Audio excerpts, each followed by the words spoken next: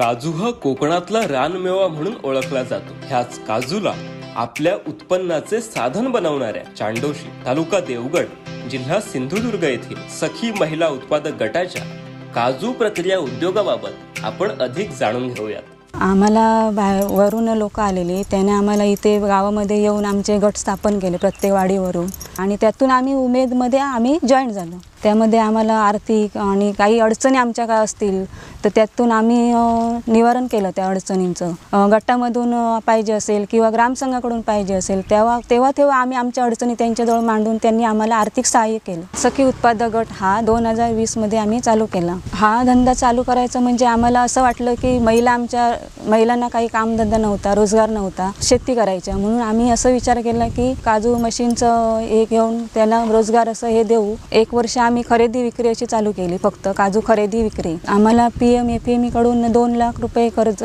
मिळालं आम्हाला। उमेद अभियानातील 10 महिलांना सखी उत्पादक गटातून हक्काचा रोजगार उपलब्ध झाला आहे। आमच्या या व्यवसायामध्ये 3-4 प्रकारचा काजू, म्हणजे 3 प्रकारचा तर काजू येतोच, आणि त्याच्यामध्ये आम्ही ग्रेडिंग करतो। 4 प्रकारे करतो ग्रेडिंग। 7 नंबर काजू, 4 नंबर काजू, आणि एकदम छोटा येतो तो सुद्धा आम्ही बाजूला करून त्यांचं ग्रेडेशन करून बाजूला व्यवस्थित करून ठेवतो सुकवून। त्याच्यातून आम्हाला महिन्याभरात 50-60 हजार रुपये इन्कम आम्हाला होतं। वर्षाला आमची 8 लाख पर्यंत उलाढाल जाते, आणि आमच्या या व्यवसायासाठी 10 महिला डेली काम करतात, आणि या महिलांना आम्ही रोज 200 रुपये देतो।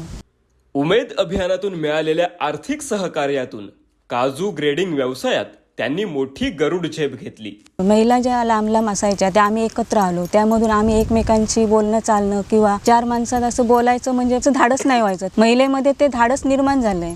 आम्ही कुठे गेलो काय झालं तर प्रत्येक महिलेला तेवढं उमेदमुळे आज त्यांना मान सन्मान मिळतोय। उमेदमुळे सर्व महिलांचा मान सन्मान वाढला, आणि त्यामुळे आज आम्ही खरंच उमेद अभियानचे आभारी आहोत, खूप खूप आभारी आहोत।